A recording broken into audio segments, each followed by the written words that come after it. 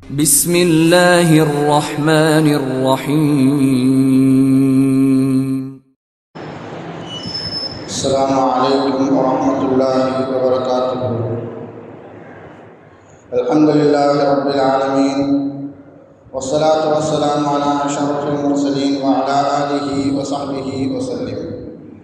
إن الحمد لله نحمده ونستعينه ونستغفره ونؤمن به ونتوكل عليه، ونعوذ بالله من شرور أنفسنا ومن سيئات أعمالنا. من يهده الله فلا مضل له ومن يضلله فلا هادي له، وأشهد أن لا إله إلا الله وحده لا شريك له، وأشهد أن محمدا عبده ورسوله. قال الله تعالى: يا أيها الذين آمنوا اتقوا الله حق تقاته ولا تموتن إلا وأنتم مسلمون.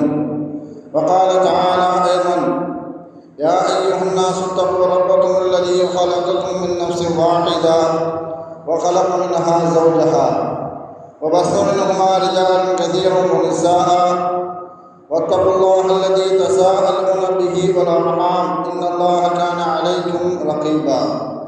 وقال تعالى أيضا: يا أيها الذين آمنوا اتقوا الله وقولوا قولا سديدا يصلح لكم أعمالكم ويغفر لكم ذنوبكم، ومن يطع الله ورسوله فقد فاز فوزا عظيما. صدق الله العلي العظيم.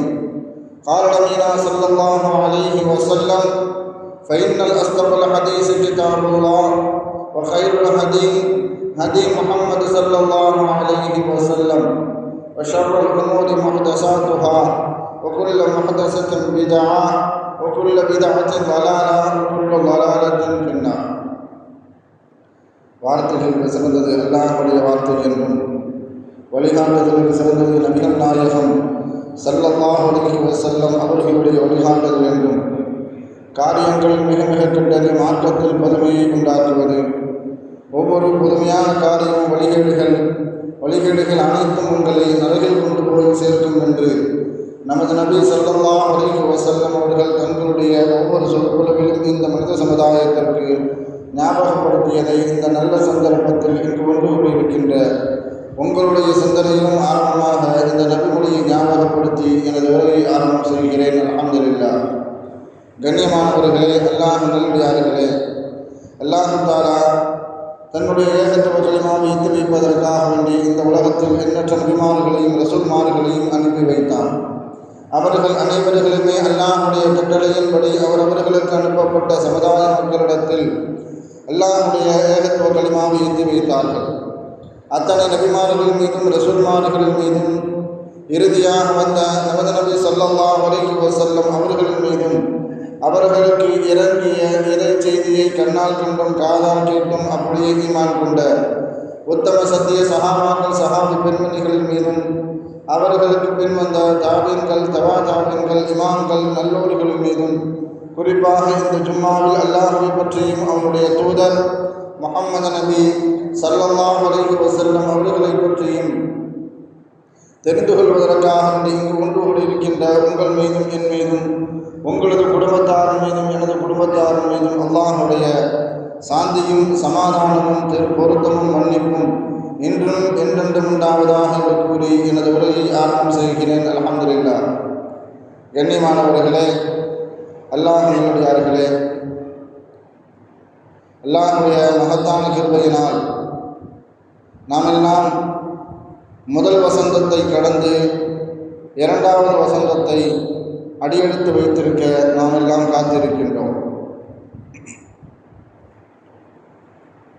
நபி ஸல்லல்லாஹு அலைஹி வஸல்லம் அவர்களுடைய வாழ்க்கை வரலாறு என்பது உலகத்தில் இருக்கக்கூடிய அனைத்து மக்களுக்கும் மிகப்பெரிய ஒரு எடுத்துக்காட்டு என்பதாக அல்லாஹ் தஆலா குர்ஆனின் மூலமாக பறைசாட்டுவான்.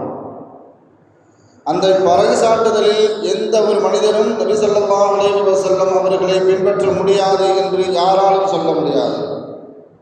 எல்லா அறிஞர்களும் சென்று பார்த்தார்கள் நபி ஸல்லல்லாஹு அலைஹி வஸல்லம் அவர்களுடைய வாழ்க்கை குறிப்பை. அதே போன்று ஆன்மீகவாதிகளும் சென்று பார்த்தார்கள். நபி ஸல்லல்லாஹு அலைஹி வஸல்லம் அவர்களுடைய 63 ஆண்டு காலம் வாழ்க்கை என்பது முழுவதுமே ஆன்மீகமாகத்தான் இருந்தது. குறிப்பாக நபிப்பட்டம் கொடுக்கப்பட்டதற்கு பிறகு 23 ஆண்டு காலம் நபி ஸல்லல்லாஹு அலைஹி வஸல்லம் அவர்களுடைய 23 ஆண்டு காலமும் ஆன்மீகத்தில் தான் இருந்தார்கள். சமகாலத்தில் ஆன்மீகம் என்பது மிகப்பெரிய ஒரு கார்ப்பரேட் கம்பெனி போல ஆகி இருக்கிறதை நம்மால் பார்க்க முடிகிறது. ஆன்மீகம் என்றால் என்ன என்று தெரியாமல் சிலர் ஆன்மீகம் என்றாலே சிலருக்கு அலர்ஜி ஏற்படுத்தக்கூடிய அளவுக்குத்தான் என்று மனித உள்ளங்கள் மாறி வருவதை நம்மால் பார்க்க முடிகிறது. ஆனால் ஆன்மீகம் என்றால் அல்லாஹ்வுக்கு முழுமையாக தன்னை அர்ப்பணித்து, அல்லாஹ்வுக்கு முழுமையாக கட்டுப்பட்டு, அல்லாஹ்வுக்கு எது விருப்பமானதோ அதை ஏற்று நடப்பது, அல்லாஹ்வுக்கு முழுமையாக அடிபணிந்து நடப்பதற்கு பெயர்தான் ஆன்மீகம். ஆனால் இன்று சமகால கட்டத்தில் ஆன்மீகவாதிகள் என்று யாரெல்லாம் தன்னை அடையாளப்படுத்தி கொண்டு இருக்கிறார்களோ அவர்களும் சரி, ஆன்மீக கூடங்களும் சரி, மிகப்பெரிய கார்ப்பரேட் கம்பெனி முதலாளிகள் போல் அவர்கள் வலம் வருவதை நம்மால் பார்க்க முடிகிறது. சமீபத்தில் கூட தன்னை ஆன்மீகவாதியாக அடையாளப்படுத்தி கொண்ட ஒரு மனிதர் தன்னுடைய சீடர்களுக்கு தொலைக்காட்சியின் மூலமாக ஆசி உரை என்ற பெயரில் தன்னுடைய சீடர்களுக்கு சில உபதேசங்களை சொல்கிறார். அதில் அவர் சொன்ன விஷயம் என்னன்னு சொன்னால், சின்ன சின்ன பிரச்சனையாக இருந்தால் நீ கடவுளிடம் செய், பெரிய பிரச்சனையாக இருந்தால் நீயே கடவுளாக மாறிவிடு, அப்படி என்றால் தான் தனித்தீவு வாங்க முடியும் என்பதாக தன்னுடைய சீடர்களுக்கு தொலைக்காட்சியின் மூலமாக சொல்லி காட்டி இருக்கிறார். ஆனால் நபி ஸல்லல்லாஹு அலைஹி வஸல்லம் அவர்களுடைய ஆன்மீக பயணம் எப்படி இருந்தது, அவர்கள் அல்லாஹ்வுக்கு முழுமையாக எப்படி கட்டுப்பட்டு நடந்தார்கள், தன்னை முழுமையாக எப்படி அடிபணிந்து நடந்தார்கள், அர்ப்பணித்தார்கள் என்பதை குறித்து எல்லாம் குர்ஆன் வசனங்களும் ஏராளமாக உண்டு, நபிமொழிகளும் ஏராளமாக உண்டு. ஆனால் அல்லாஹ்வே நபி ஸல்லல்லாஹு அலைஹி வஸல்லம் அவர்கள் கட்டுப்பட்டு நடந்த சில காட்சியை அல்லாஹு தஆலா குர்ஆனின் மூலமாக அல்லாஹு தஆலா அங்கீகாரம் கொடுப்பான் நபி ஸல்லல்லாஹு அலைஹி வஸல்லம் அவர்களுக்கு. மேராஜுக்கு நபி ஸல்லல்லாஹு அலைஹி வஸல்லம் அவர்கள் அல்லாஹு தஆலா தன்னின் பக்கம் அழைக்கின்றான். தன்னிடத்தில் வந்த நபி ஸல்லல்லாஹு அலைஹி வஸல்லம் அவர்கள் அல்லாஹ்விடத்தில் எப்படி நடந்து கொண்டார்கள் என்பதை குறித்து அல்லாஹு தஆலா 53வது அத்தியாயம் 17வது வசனத்தில் அல்லாஹு தஆலா குறிப்பிட்டு காட்டுவான். மாசாகல் பஸர் வ மா தகா, நாம் அவருக்கு பார்வையில் கட்டுப்பாட்டு விதித்திருந்தோம் என்பதாக அல்லாஹ் சொல்லி காட்டுவான். அவர் எவ்வளவு தூரம் பார்க்க வேண்டும், எந்த பக்கத்தில் பார்க்க வேண்டும், எதை பார்க்க வேண்டும் என்பதை குறித்து அவருக்கு நாம் கட்டுப்பாட்டு விதித்து இருந்தோம். அந்த தூரத்தை தாண்டி, அந்த பக்கத்தை தாண்டி அவர் தன்னுடைய பார்வையை மாற்றவில்லை, செலுத்தவில்லை என்பதாக அல்லாஹு தஆலா நபி ஸல்லல்லாஹு அலைஹி வஸல்லம் அவர்களுக்கு சர்டிஃபிகேட்டை கொடுப்பான். பொதுவாக உலகத்தில் இருக்கக்கூடிய ஒரு முக்கியமான நபரையோ அல்லது நமக்கு தெரிந்தவர்களையோ நம்மளுடைய காரியத்திற்காக வேண்டி, நம்மளுடைய தேவைக்காக வேண்டி அவருடைய வீட்டிலோ அல்லது அவர்களுடைய அலுவலகத்திலோ சென்று பார்ப்பதாக இருந்தால் நம்முடைய தேவைக்காக வேண்டி செல்லக்கூடிய நேரத்தில் கூட, நம்முடைய அவசியத்திற்காக வேண்டி செல்லக்கூடிய நேரத்தில் கூட நாம் என்ன காரியத்திற்காக வேண்டி சென்று இருக்கிறோமோ அதை மறந்துவிட்டு அவருடைய வீடு எப்படி இருக்கிறது, அவருடைய வாகனம் எப்படி இருக்கிறது, அவருடைய நடைமுறை எப்படி இருக்கிறது, அவர் கையில் அணிந்திருக்கக்கூடிய கடிகாரம் எப்படி இருக்கிறது, அவர் உபயோகப்படுத்தக்கூடிய பொருட்கள் எப்படி இருக்கிறது என்பதையெல்லாம் பார்த்துவிட்டு நம்மளுடைய தேவைக்காக வேண்டி அவர்களை அணுகுவோம். ஆனால் அல்லாஹ் நபி ஸல்லல்லாஹு அலைஹி வஸல்லம் அவர்களை குறித்து அங்கீகாரத்தை அல்லாஹ் தஆலா சூரத்துல் நஜ்மில் சொல்லி காட்டும் பொழுது மாசாகல் பஸர் வ மா தகா, தன்னுடைய பார்வையை அவர் நீட்டவே இல்லை. தன்னுடைய பார்வையை நாம் எவ்வளவு தூரம் பார்க்க வேண்டும் என்று சொன்னோமோ அதை தவிர்த்து, அதை தாண்டி அவர் பார்க்கவே இல்லை என்பதாக அல்லாஹ் தஆலா குர்ஆனில் சொல்லி காட்டுவான். ஆன்மீகவாதிகள் என்றால் வணக்கசாலிகள், அவர்கள்தான் ஆன்மீகவாதிகள் என்பதாக நாம் தவறுதலாக எண்ணிவிடக்கூடாது. அல்லாஹ் மனிதர்களை படைத்த நோக்கத்தை பற்றி அல்லாஹ் குர்ஆனில் சொல்லி காட்டுவான். மனிதர்களையும் ஜின்களையும் நாம் என்னை வணங்குவதற்காக வேண்டி, வமா ஹலகத்துல் ஜின்ன வல் இன்ஸ இல்லா லியஅபுதுன், மனிதர்களையும் ஜின்களையும் என்னை வணங்குவதற்காக வேண்டியே நான் படைத்திருக்கிறேன் என்பதாக அல்லாஹ் சொல்லுவான். அப்போ வணக்கசாலிகள் எல்லாருமே ஆன்மீகவாதிகளா என்ற ஒரு கேள்வி வரும். இன்னொரு இடத்துல அல்லாஹ் சொல்லி காட்டுவா, ஃபவைலுல் முஸல்லீன், தொழுகையாளிகள் அனைவருக்கும் நாசம் உண்டாகட்டும் என்பதாக அல்லாஹு தஆலா ஒரு இடத்துல என்னை வணங்குவதற்காக நான் படைத்திருக்கிறேன், இன்னொரு இடத்துல அல்லாஹ் சொல்லி காட்டுவா தொழுகையாளிகளுக்கு நாசம் உண்டாகட்டும். அப்படி பார்க்கும் பொழுது வணக்கசாலிகள் யாருமே ஆன்மீகவாதிகள் அல்ல என்பதை இந்த இரண்டு வசனங்களும் நமக்கு தெளிவாக உணர்த்தும். அப்போ நோம்பாளிகள் ஆன்மீகவாதிகளாக ஆக முடியுமா என்ற ஒரு கேள்வி நமக்குள்ள வரும் பொழுது அதற்கும் நபி ஸல்லல்லாஹு அலைஹி வஸல்லம் அவர்கள் தெளிவாக ஒரு விளக்கத்தை சொல்வார்கள். ஃபமல்லம் யதா கௌல ஸூரி வல் அமல் பிஹி ஃபலைஸ லில்லாஹி ஹாஜ்ஜா ஐ யதா தஆமஹு வ ஷராபா. நபி ஸல்லல்லாஹு அலைஹி வஸல்லம் அவர்கள் தெளிவாக சொல்லி காட்டுவார்கள், யாராவது ஒரு மனிதர் நோன்பு வைத்திருக்கக்கூடிய அந்த சூழலில் கெட்ட செயலை விடவில்லை என்றாலோ அல்லது கெட்ட பேச்சுக்களை தீய பேச்சுக்களை விடவில்லை என்றாலோ அவருடைய காலையில் இருந்து மாலை வரைக்கும் பட்டினியாக கிடக்கிறார் என்று சொன்னால் அந்த பட்டினியாக இருப்பதற்கு அல்லாஹ்வுக்கு எந்த தேவையும் இல்லை என்பதாக நபி ஸல்லல்லாஹு அலைஹி வஸல்லம் அவர்கள் சொல்லி காட்டுவார்கள். ஃபலைஸ லில்லாஹி ஹாஜ்ஜா, அல்லாஹ்வுக்கு எந்த தேவையும் இல்லை. அவர் பசித்து இருப்பதோ அவர் தாகித்து இருப்பதோ அல்லாஹ்வுக்கு எந்த விதமான தேவையும் இல்லை. ஏன்னு சொன்னா எந்த நோக்கத்திற்காக வேண்டி நோன்பு வைத்தாரோ அதை நிறைவேற்றலை. நோன்பு வச்சா கெட்ட பேச்சு பேசக்கூடாது, நோன்பு வைத்து கொண்டு பேசக்கூடாத பேச்சுக்களை பேசாத புறங்களை அனைத்தையும் பேசிவிட்டு நான் நோம்பாளி அப்படின்னு சொன்னா அந்த நோம்புக்கு எந்த விதமான கூலியும் கிடைக்காது. நோன்பு வைத்துக் கொண்டு எந்த விதமான நன்மையான காரியங்களிலும் ஈடுபடாமல் வீணான செயல்பாடுகளில் ஒருவர் ஈடுபட்டார் என்று சொன்னால் அதற்கும் எந்த விதமான நன்மையான காரியமும் கிடைக்காது. ஒருவேளை வணக்கசாலிகள் எல்லாம் ஆன்மீகவாதிகளாக மாற முடியும் அப்படின்னு சொன்னா முதல் இடத்திற்கு வருவது மலக்குமார்கள் வரமாட்டார்கள், முதல் இடத்திற்கு வருவது நபிமார்கள் வரமாட்டார்கள், முதல் இடத்திற்கு இப்லீஸ் வந்துடுவான். அவனை மாதிரி வணக்கசாலி வேற யாருமே கிடையாது. வானத்திலும் சரி பூமியிலும் சரி அவன் நெற்றிப்படாத இடமே கிடையாது. அந்த அளவுக்கு அல்லாஹ்வை நிரந்தரமாக வணங்கி கொண்டிருந்த மிகப்பெரிய ஒரு வணக்கசாலி. அவனுடைய வணக்கத்தின் காரணத்தினால் அல்லாஹ் தஆலா அவனுக்கு கொடுத்த மிகப்பெரிய அங்கீகாரம் அந்தஸ்து, மலக்குமார்களுக்கு பாடம் நடத்தக்கூடிய அளவுக்கு அல்லாஹ் தஆலா உயர்ந்த அந்தஸ்துல வச்சிருந்தான். சில பேருக்கு சிலருடைய பொருளாதாரம், சிலருடைய கல்வி, சிலருடைய பணம், சிலருடைய பதவி எல்லாருமே அவர்களுக்கு எதிராக மாறக்கூடிய ஒரு காலம் வரும். அதுவே அவர்களுக்கு பெருமையை உண்டாக்கும். அதே மாதிரி தான் இப்லீஸுக்கு அந்த மாதிரி ஒரு நேரம் வந்துச்சு. வானத்திலும் பூமியிலும் அதிகமாக சஜ்தா செய்து அல்லாஹ்வுக்கு நெருக்கமானவனாக மிகப்பெரிய அங்கீகாரத்தையும் அந்தஸ்தையும் பெற்றிருந்த ஒரு இப்லீஸு அல்லாஹ் சொன்ன ஒரே ஒரு சஜ்தா, அல்லாஹ் சொன்ன ஒரே ஒரு சஜ்தா, ஆன்மீகத்தினுடைய அடையாளமே அல்லாஹ்வுக்கு முழுமையாக கட்டுப்படுவது.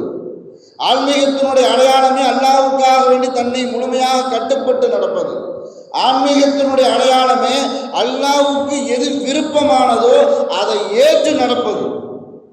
வானத்திலும் பூமியிலும் அதிகமாக சஜ்தா செய்த அந்த இப்லீஸ் அல்லாஹ் சொன்ன ஒரே ஒரு சஜ்தாவை செய்ய மாட்டேன்னு சொன்னான். ஹலக்தனி மின்னாரி ஓ ஹலக்தஹு மின் தீன். எந்த காலகட்டத்திலும் நெருப்பு மண்ணுக்கு தலை வணங்காதுன்னு சொன்னான். அல்லாஹ்விடத்துல விவாதம் செய்தான். அப்படி பார்க்கும் பொழுது ஆன்மீகவாதிகளாக முதல் இடத்தில் இருக்க வேண்டிய இப்லீஸ் சபிக்கப்பட்டவனாக மாறியதற்கு காரணம் உலகத்தில் மார்க்கம் சார்ந்த எந்த வணக்கமாக இருந்தாலும் சரி, தொழுகையோ நோம்போ எந்த வணக்கமாக இருந்தாலும் சரி, வணக்கத்தினுடைய அடிப்படையே அடிபணிதல், அல்லாஹ்வுக்கு முழுமையாக கட்டுப்படுதல், அல்லாஹ்வுக்கு விருப்பமானவற்றை ஏற்று நடப்பது. இதுதான் வணக்கத்தினுடைய முழுமையான அடிப்படையான விஷயம்.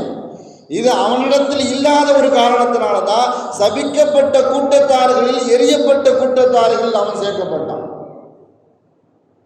ஆன்மீகவாதிகள் என்று தன்னை அடையாளப்படுத்தி கொண்டு இருக்கக்கூடிய எல்லாருமே நான் சொல்றதை மற்றவங்க கேட்கணும், நான் சொல்றத மற்றவங்க கேட்கணும். ஆனால் அல்லாஹ் அவர்களிடத்திலிருந்து எதிர்பார்ப்பது அர்ப்பணிப்பையும் அடிபணிதலையும் தான். என்ன குர்ஆன் முழுக்க நம்ம தேடி பார்த்தோம்னு சொன்னா ஜும்மாவை பற்றி அல்லாஹ் தஆலா ஒரு வசனத்தை தான் சொல்லியிருப்பான். நோம்பை பற்றி அல்லாஹ் தஆலா 4 வசனத்தில் சொல்லுவான். ஆனால் அடிபணிதல் என்ற அந்த வார்த்தையை மாத்திரம் அல்லாஹ் தஆலா நூற்றுக்கணக்கான வசனங்களில், ஆயிரக்கணக்கான வசனங்களில் அல்லாஹ் தஆலா அடிபணிதலை பற்றி சொல்லியிருப்பான். குர்ஆன் முழுக்க நாம் தேடி பார்த்தாலும் சரி, சுபச்செய்தி சொல்லப்பட்டதெல்லாம் யாருக்கு அல்லாஹ் தஆலா சுபச்செய்தியை சொல்லியிருப்பான்னு சொன்னால், யார் தனக்கு கட்டுப்பட்டு நடப்பார்களோ, யார் தனக்கு அடிபணிந்து நடப்பார்களோ அவர்களுக்கு மாத்திரம் தான் அல்லாஹ் தஆலா சுபச்செய்தியை சொல்லியிருப்பான். 15வது சுற்றினுடைய ஆரம்ப சூரா பனி இஸ்ராயில். அதே மாதிரி அடுத்து வரக்கூடிய 18வது அத்தியாயம் சூரத்துல் கஹஃப். இந்த சூரத்துல் பனி இஸ்ராயிலுடைய ஆரம்ப வசனத்தையும் அதே மாதிரி சூரத்துல் கஹ்ஃபினுடைய ஆரம்ப வசனம் அதை நம்ம எடுத்து வாசித்து பார்த்தோம்னு சொன்னால், 18வது சூரத்துல் கஹ்ஃபினுடைய ஆரம்ப வசனத்தில் அல்லாஹ் என்ன சொல்லி காட்டுவான்னு சொன்னால், அல்ஹம்துலில்லாஹில்லதி அன்ஸல அலா அப்திஹில் கிதாப், என்னுடைய அடியாரின் மீது நான் குர்ஆனை இறக்கி வைத்தேன். அதே மாதிரி அல்லாஹ் 17வது அத்தியாயத்தினுடைய முதல் வசனத்தில் அல்லாஹ் சொல்லி காட்டுவான், சுப்ஹானல்லதி அஸ்ரா பி அப்திஹி லைலம் மினல் மஸ்ஜிதில் ஹராம், மஸ்ஜிதுல் ஹராமிலிருந்து மஸ்ஜிதுல் அக்ஸா வரைக்கும் என்னுடைய அடியாரை நான் அழைத்து இரவில் சென்றேன் அப்படின்னு சொல்லுவான். நாம் ஒரு விஷயத்தை நேசிக்கணும். அல்லாஹ் தஆலா குர்ஆன் முழுக்க எந்த இடத்திலும் நபியுடைய பெயரை சொல்லி அழைக்கவே மாட்டான்.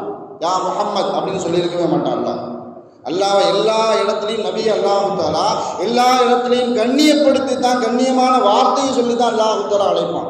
ஆனால் இந்த 2 வசனங்களையும் நபி ஸல்லல்லாஹு அலைஹி வஸல்லம் அவர்களை குறித்து அல்லாஹ் தஆலா சொல்லி காட்டும் பொழுது நபி என்று அல்லாஹ் தஆலா சொல்லியிருக்க மாட்டான், ரசூல்னு அல்லாஹ் சொல்லியிருக்க மாட்டான், முஹம்மத் ஸல்லல்லாஹு அலைஹி வஸல்லம் அப்படின்னு அல்லாஹ் தஆலா சொல்லியிருக்க மாட்டான், அடியார்னு அல்லாஹ் சொல்லியிருப்பான், என்னுடைய அடிமைன்னு சொல்லியிருப்பான். அல்ஹம்துலில்லாஹில்லதி அன்ஸல அலா அப்திஹி, என்னுடைய அடியாரின் மீது நான் என்னுடைய குர்ஆனை இறக்கி வச்சேன். சுப்ஹானல்லதி அஸ்ரா பி அப்திஹி, நான் என்னுடைய அடியாரை இரவில் மஸ்ஜிதுல் ஹராமிலிருந்து மஸ்ஜிதுல் அக்ஸாவுக்கு நான் அழைத்து சென்றேன். 2 வசனங்களுமே நபி ஸல்லல்லாஹு அலைஹி வஸல்லம் அவர்களை குறித்து சொல்லி காட்டும் பொழுது என்னுடைய அடிமை அல்லாஹ் தஆலா 2 வசனத்திலேயுமே அவர்களுக்கு சொல்லக்கூடியது சுபச்செய்தி அல்லாஹ் தஆலா சொல்லி காட்டுவான். குர்ஆன் முழுக்க நாம் தேடி பார்த்தாலும் சரி, யாரெல்லாம் பலகீனமானவர்களோ, யாரெல்லாம் அல்லாஹ்வுக்கு கட்டுப்பட்டு நடக்கின்றார்களோ அவர்களுக்கு மாத்திரம்தான் அல்லாஹ் தஆலா சுபச்செய்தியை சொல்லியிருப்பான். நபி ஸல்லல்லாஹு அலைஹி வஸல்லம் அவர்களுடைய அர்ப்பணிப்பும் சரி, அவர்களுடைய அடிபணிந்து நடக்கக்கூடிய அந்த நடவடிக்கையும் சரி, குர்ஆனிலும் ஹதீஸிலும் வரலாறுகளிலும் ஏராளமான நபிமொழிகள் நமக்கு கிடைக்கும். 2 செய்தியை உங்களுக்கு சொல்லுவேன். ஆயிஷா ரலியல்லாஹு தஆலா அன்ஹா அவர்கள் வீட்டில் நபி ஸல்லல்லாஹு அலைஹி வஸல்லம் அவர்கள் தஹஜ்ஜத் தொழுவாங்க.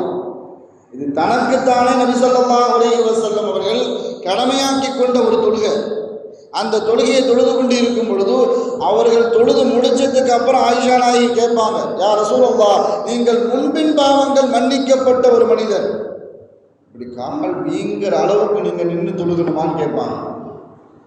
நபி ஸல்லல்லாஹு அலைஹி வஸல்லம் நினைச்சா சொல்லியிருக்கலாம், நான் எனக்கு நானே கடமையாக்கிட்டேன், நான் கடமையான விஷயத்தை நான் செய்யணும், அந்த கட்டாயத்தில் நான் இருக்கிறேன் அப்படின்னு நபி ஸல்லல்லாஹு அலைஹி வஸல்லம் அவர்கள் சொல்லியிருக்கலாம்.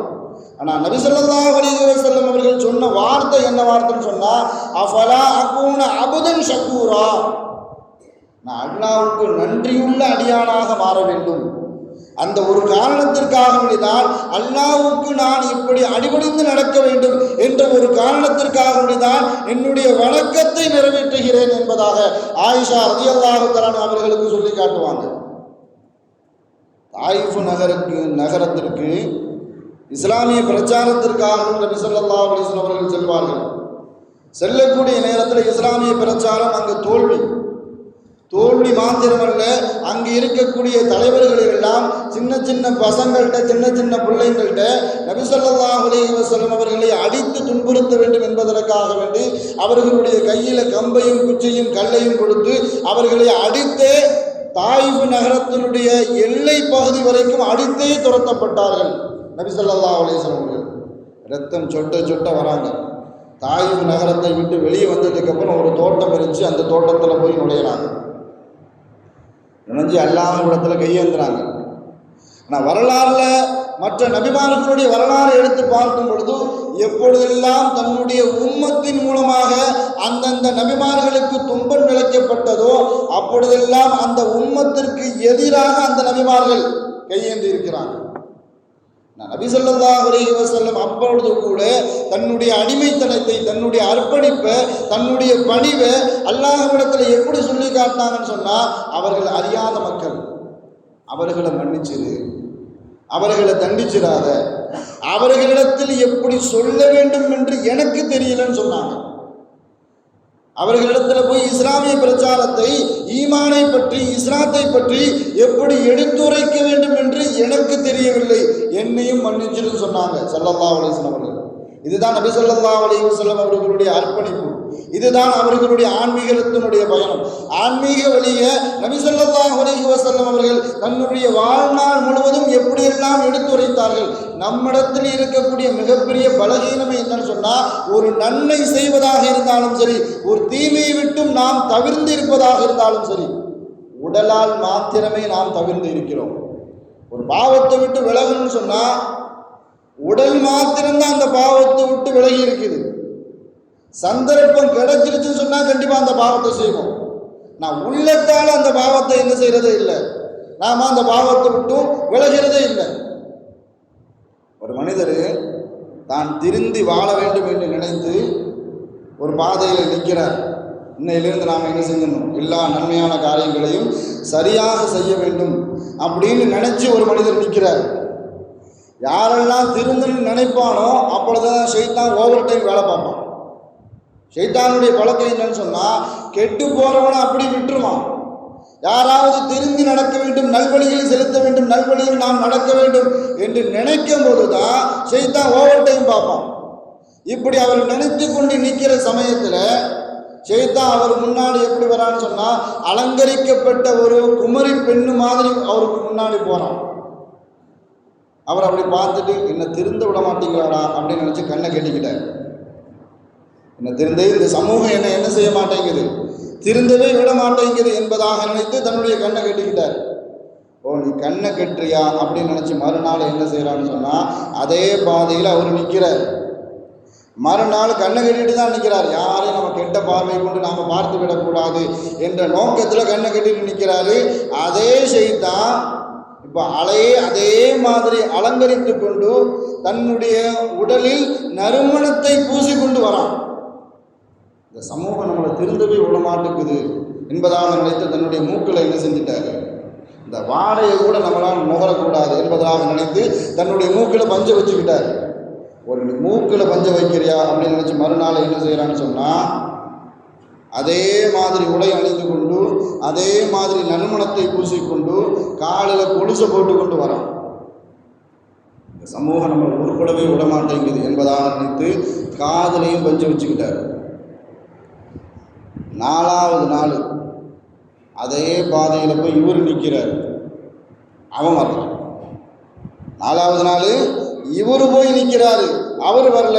இவனுடைய எதிர்பார்ப்பு, இன்னைக்கு நம்மால் எப்படி வருவான்.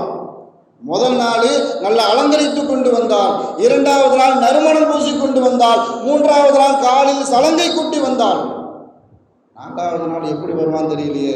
ஒரு எதிர்பார்ப்பு வந்துருச்சு.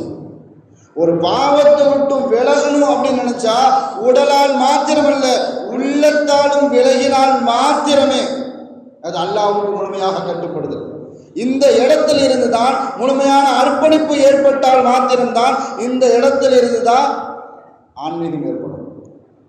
நாம் உள்ளத்தால விலகாம உடலால மாத்திரம் விலகி கொண்டோம்னு சொன்னால் ஷைத்தான் நம்மை விடவும் பலகீனமானவன். ஆனால் நம்மளுடைய உள்ளம், நம்ம இருக்கக்கூடிய நப்சு நம்மை ஜெயித்து விடும். அதை ஜெயிக்கிறதுக்கு பேர் தான் அர்ப்பணிப்பு தான். நபி ஸல்லல்லாஹு அலைஹி வஸல்லம் அவர்களுடைய தோழர்களில் ஒருவர் அப்துல்லா இப்னு ரவாஹா ஹுதாஃபா ரலியல்லாஹு தஆலா அவர்கள். உமர் ரலியல்லாஹு தஆலா அவர்களுடைய ஆட்சி காலம், ரோமர்களை எதிர்த்து ஒரு போர் நடந்துச்சு. போருக்கு அப்புறம் இவங்க வந்து கொண்டு இருக்கும்போது ரோமர்கள் இவர்களை கைது செஞ்சுட்டு போயிட்டாங்க. அப்துல்லா இப்னு ஹுதைஃபா ரலியல்லாஹு தஆலா அவர்களை கைது செஞ்சுட்டு கொண்டு போயிட்டாங்க. என்ன காரணம் கேட்கும்போது, ரோம் நாட்டுக்கு நீங்கள் வேவு பார்க்கறதுக்காக வந்தீங்க என்ற காரணத்தை சொல்லி கைது செஞ்சுட்டு போயிட்டாங்க. செய்து கொண்டு போனவர்கள் ரோமர்கள். அங்கு இருக்கக்கூடியவர்கள் எல்லாம் கிறிஸ்தவர்கள். ரோம நாட்டு மன்னன் கேட்கிறான் அப்துல்லா இப்னு ஹுதாஃபாட்ட, நீங்கள் கிறிஸ்தவராக மாறுவதாக இருந்தால் உங்களை நான் விடுதலை செய்கிறேன். அப்துல்லா இப்னு ஹுதாஃபா ரலியல்லாஹு சொல்கிறாங்க, அதுக்கு வாய்ப்பே இல்லை, அதுக்கு வாய்ப்பே இல்லை. இவங்களை தூக்கி சிறையில் அடைங்க அப்படின்னு அந்த மன்னன் கட்டளையிட்டுட்டான். 3 நாள் அவர்களை கண்காணிக்க சொன்னான் சிறை காவலாளிகளிடம். அந்த மன்னன் என்ன சொன்னான்னு சொன்னால் அப்துல்லா ரலியல்லாஹு அவர்களை கண்காணிக்க சொன்னான். அவர் என்ன செய்கிறாரு, அவர் ஒரு நடவடிக்கை என்ன எப்படி நடந்து கொள்கிறார் என்பதாக கண்காணிக்க சொன்னான். காவலாளிகள் வந்து சொல்கிறாங்க, நாங்கள் முழிச்சுக்கிட்டு இருக்கும் போதும் தொழுகிறார், நாங்கள் தூங்கும் போதும் தொழுகிறார், நாங்கள் பார்க்கும் போதெல்லாம் வாயால் ஏதோ முணுமுணுத்து கொண்டு இருக்கிறார். அவர் எப்போ தூங்குகிறாரு எப்போ விழிக்கிறார் என்பதை பற்றி அறிய முடியவில்லை. அடுத்த 3 நாள் கழிச்சு அவருக்கு சாப்பாடு தண்ணி எதுவும் கொடுக்காதீங்க, 3 நாள் கட் பண்ணுங்க அப்படின்னு அந்த மன்னன் என்ன செஞ்சுட்டான், கட்டளையிட்டுட்டான். 3 நாளைக்கு அவருக்கு சாப்பாடு தண்ணி உணவு எதுவுமே இல்லாமல் அவர் பசியோடு இருக்கிறார், தாகத்தோடு இருக்கிறார். அவர் அழைத்து வரப்பட்டார், இப்பயாவது நீ கிறிஸ்தவனா மாறுறியா, மாறினு சொன்னால் உனக்கு தாகத்திற்கு தண்ணீர் கிடைக்கும், சாப்பிடுவதற்கு உணவு கிடைக்கும், உனக்கு உணவு வேண்டுமா தண்ணீர் வேண்டுமா அப்படின்னு அப்துல்லா இப்னு ஹுதைஃபா ரலியல்லாஹு தஆலா அன்ஹு அவர்களிடத்தில் அந்த ரோம் நாட்டு மன்னன் கேட்கக்கூடிய நேரத்தில் ஹுதைஃபா ரலியல்லாஹு தஆலா அவர்கள் சொல்லி காட்டினார்கள், தாகத்திற்கு தண்ணீர் தந்தால் தாகம் தீரும் அப்படின்னு சொன்னாங்க. ஒரு தட்டில் ஒரு பானம் கொண்டு வரப்படுகிறது, மூடி வச்சிருக்கிறாங்க, சாப்பிடுவதற்கு உணவும் பானமும் இருக்கிறது, எடுத்து சாப்பிட்டுக்கொள் எடுத்து குடித்துக்கொள் என்பதாக அந்த மன்னன் சொல்றான். அதை திறந்து பார்க்குறாங்க, பன்றி இறைச்சியும் மதுவும் அதில் வைக்கப்பட்டு இருந்தது. இதை நான் என் உயிர் போனாலும் சாப்பிட மாட்டேன்னு சொல்லிட்டாங்க. என் உயிரே போனாலும் இந்த மதுவை நான் குடிக்க மாட்டேன், இந்த பானத்தை நான் சாப்பிட மாட்டேன், இந்த பன்றி இறைச்சியை நான் சாப்பிட மாட்டேன் என்பதாக அப்துல்லா இப்னு ஹுதாஃபா ரலியல்லாஹு தஆலா அவர்கள் சொன்ன நேரத்தில் ஒரு பெரிய அளவுக்கு நெருப்பு குண்டம் மூட்டப்பட்டது. நெருப்பு குண்டம் மூட்டப்பட்டு ஏற்கனவே சிறையில் இருந்த ஒரு கைதியை கொண்டு வந்து அதில் தள்ளி விட்டுட்டான். அவர் அந்த நெருப்பினுடைய சூடு தாங்க முடியாமல் அப்படியே கத்துறார். அப்படியே கத்தி கத்தி அவர் உயிர் போகுது, அப்படியே சப்தம் நிசப்தமாகிடுச்சு. மன்னன் சொல்கிறான், அடுத்து நீந்தான், ஒன்றை தான் நெருப்பில் பிடிச்சி போட போகிறேன் என்பதாக அப்துல்லா இப்னு ஹுதாஃபா ரலியல்லாஹு தஆலா அவர்களிடத்தில் ரோம் நாட்டு மன்னன் சொன்ன நேரத்தில் அவர் அப்படியே கதறி அழுகிறாங்க. அப்துல்லா இப்னு ஹுதாஃபா மன்னன் நினச்சிக்கிட்டான், அவர் பயந்துட்டார். பயந்து நம்மளிடத்தில் கிறிஸ்துவனா ஆகுவதற்கு ஏற்றுக்கொள்வார் என்பதாக நினைத்து அவரிடத்துல கூப்பிட்டு கேட்குறான், என்ன கிறிஸ்தவனா மாறுறியா, அப்படி மாறணும்னு சொன்னால் உன்னை விட்டுறேன். அவர் அழுது கொண்டே சொன்னார்கள், அப்துல்லா இப்னு ஹுதாஃபா, எனக்கு அல்லாஹ் தஆலா 100 உயிர் கொடுக்க வேண்டுமே, அந்த 100 உயிரையும் அல்லாஹ்வுக்காக நான் அர்ப்பணிக்க வேண்டும். அப்படி அர்ப்பணித்தால் அல்லாஹு தஆலா என்னை எந்த இடத்தில் கொண்டு வைப்பான்? அல்லாஹு தஆலா எனக்கு ஒரே ஒரு உயிரை தானே கொடுத்திருக்கிறான், அதை நினைத்து நான் வருத்தப்பட்டு அழுகிறேன் என்பதாக அப்துல்லா இப்னு ஹுதாஃபா அந்த ரோம் நாட்டு மன்னனிடம் சொன்ன நேரத்தில் அவன் நினச்சிக்கிட்டான், இவரை யாராலும் மாற்ற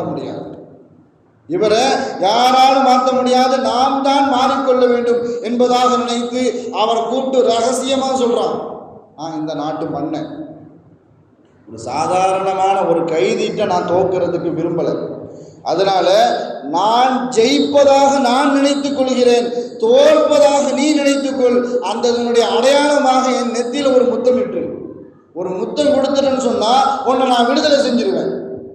என் நெத்தியில் ஒரே ஒரு முத்தத்தை மாத்திரம் கொடுத்து விட்டு நீ விடுதலை ஆகிக்கொள் என்பதாக சொல்லி மக்களுக்கு மத்தியில் அறிவிப்பு செய்கிறான். இதோ அப்துல்லா இப்னு ஹுதாஃபா ஏற்றுக்கொண்டார், அவர் சமாதானம் ஆகிவிட்டார், என்னுடைய நெத்தியில முத்தம் எடுக்க போகிறார் என்பதாக சொன்ன உடனே அப்துல்லா இப்னு ஹுதாஃபா ஒற்றுக்கொண்டார்கள். உன் நெத்தியில முத்தம் தானே கொடுக்கணும், கொடுத்துக்கிறேன்னு சொல்லி ஒரே ஒரு முத்தத்தை கொடுத்துட்டு போயிட்டாங்க. மதீனா முழுவதும் இந்த செய்தி பரப்பப்பட்டது.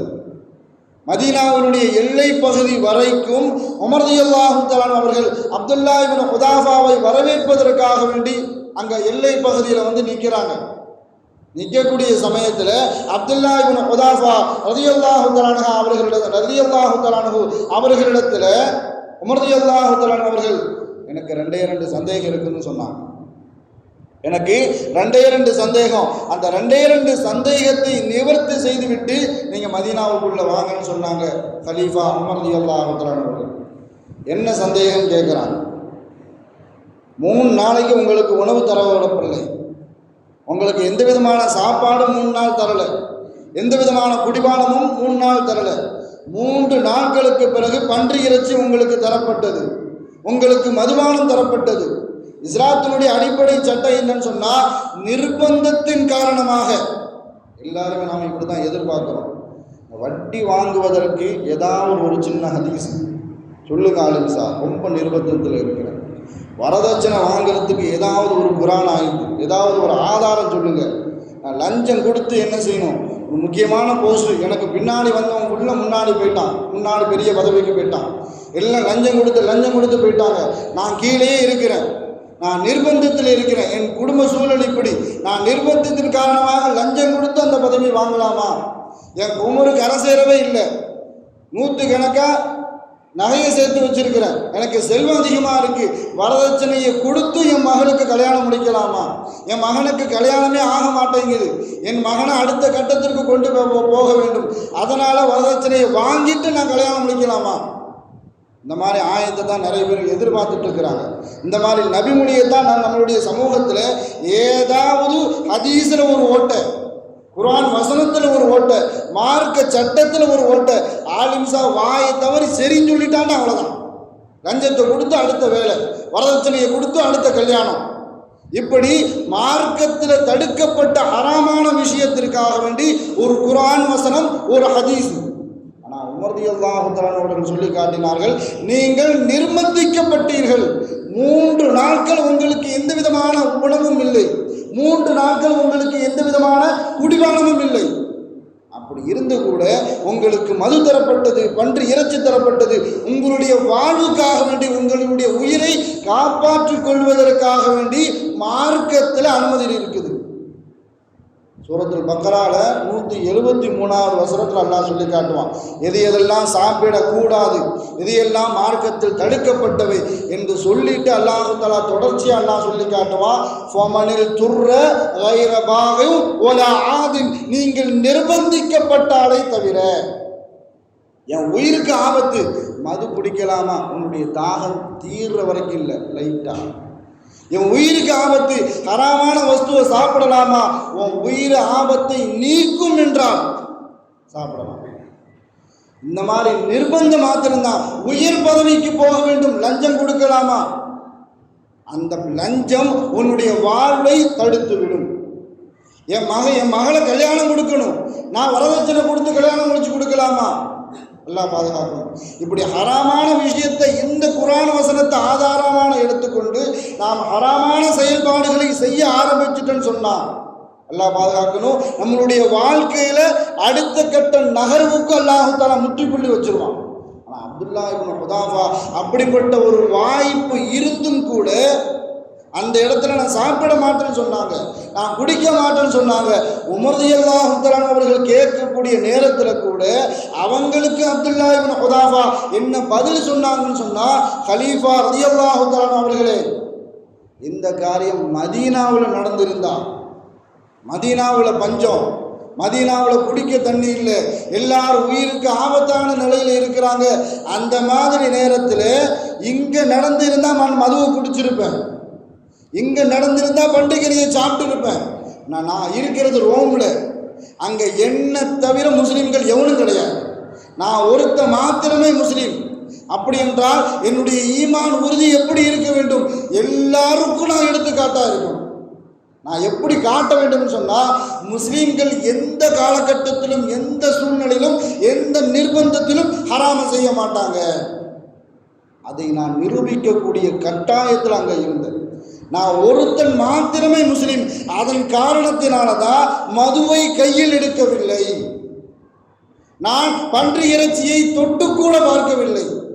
என் உயிரே போனாலும் பரவாயில்லை, நான் ஷஹீதாக்கப்பட்டாலும் பரவாயில்லை என்ற சூழலில் தான் நான் மதுவை தொடல, பன்றி இறைச்சியும் தொடவில்லை என்பதாக முதல் சந்தேகத்திற்கு பதிலளித்தார்கள். இப்படி உறுதியாக இருந்துவிட்டு கடைசியில் அவனுக்கு முத்தம் கொடுத்துட்டு வெளியே வந்துட்டீங்களே, இது எனக்கு விளங்கலன்னு சொன்னாங்க உமர் ரலியல்லாஹு தஆலா அவர்கள். அவனுக்கு முத்தத்தை கொடுத்துட்டு வெளியே வந்துட்டீங்களே, அது எப்படின்னு கேட்கும் பொழுது, ஹலீஃபா அவர்களை நான் எங்கே முத்தம் கொடுத்தேன்னு கேட்குறாங்க. நான் அவனுக்கு கொடுத்தது முத்தமே இல்லை. ஏன்னு சொன்னால், அவன் எப்பொழுது என்னை விடுதலை செய்வதற்காக வேண்டி முத்தம் கொடுக்கணும்னு சொன்னானோ அப்பொழுதே என் வாய் முழுவதும் எச்சியை சேர்த்து கொண்டேன். அவன் கிட்ட போய் அவன் மூஞ்சில துப்பி விட்டுட்டேன். அவனுக்கு தர்ம சங்கடமான நிலை, வெளியில சொல்ல முடியாது. அந்த நாட்டு மன்னன் ஒரு சாதாரணமான கைதி மன்னனுக்கு முன்பாக வந்து தன்னுடைய முகத்திலேயே எச்சு துப்பி விட்டான் என்ற அந்த நிலை அவனுக்கு இழிவான நிலை, அவனுக்கு கேவலமான நிலை, வெளியில சொல்ல முடியாத நிலை. அதைத்தான் அவனுக்கு நான் ஏற்படுத்தினேன். என் வாய் முழுவதும் எச்சியை சேர்த்து கொண்டு அவனுடைய முகத்துல துப்புனேன். அதை அவன் துடைத்து விட்டு என்னை விடுதலை செஞ்சான். அப்பொழுது அந்த இடத்துல சஹாபாக்களுக்கு கலீஃபா உமர் ரலியல்லாஹு தஆலா அவர்கள் சொல்லி காட்டினார்கள், நான் இப்பொழுது உங்களுக்கு கட்டளையிடுகிறேன், அப்துல்லா இப்னு ஹுதாஃபா ரலியல்லாஹு தஆலா அவர்களுடைய கைபிடித்து நீங்கள் முத்தம் கொடுக்க வேண்டும் என்பதாக. இதுதான் உள்ளத்தால் மாத்திரமல்ல, நாம் பாவத்தை விட்டும் விலகுவதாக இருந்தால் உடலால் மாத்திரமல்ல உள்ளத்தாலும் விலக வேண்டும். எந்த மாதிரி சூழ்நிலையிலும், எந்த மாதிரி சந்தர்ப்பத்திலும், எந்த மாதிரி நிர்பந்தமான நிலையிலும் அல்லாஹ்வுக்கு ஒரு விஷயம் பிடிக்காது அப்படின்னு சொன்னால் அதை செய்துவிட்டு நாம் சமாதானப்படுத்த வேண்டும் அப்படின்னு நினைச்சுன்னு சொன்னால் நம்ம மாதிரி மடத்தனமானவர்கள் யாரும் இருக்க மாட்டாங்க.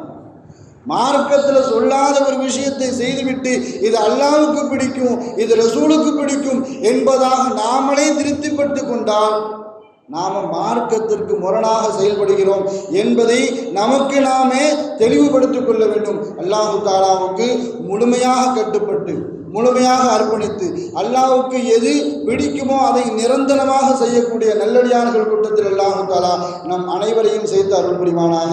வாழும் காலமெல்லாம் மருத்துவமனை கஷ்டங்கள், அதன் செலவுகள், சிரமங்கள் அனைத்தை விட்டும் அல்லாஹு தாலா நம்மை முழுமையாக பாதுகாப்பானாக. வாழும் காலமெல்லாம் நோய் நொடிகள் இல்லாமல் உடல் ஆரோக்கியத்தோடு மனநிறைவோடு இன்பத்தோடு அல்லாஹ்வை நின்று வணங்கி வழிபட்டும் வாழும் நசீபை எல்லாம் அல்லாஹ் உங்களுக்கும் எனக்கும் நம்மை ஈண்டெடுத்த தாய் தந்தையர்களுக்கும் நம் மனைவி மக்கள் உற்றார் உறவினர் யாவருக்கும் கொடுத்து அருள் புரிவானாக என்று கூறி எனது வார்த்தையை நிவர்த்தி செய்கிறேன். வ ஆகிரு தாவானா அல்ஹம்துலில்லாஹி ரப்பில் ஆலமீன். அஸ்ஸலாமு அலைக்கும் வரஹ்மத்துல்லாஹி வபரகாத்துஹு.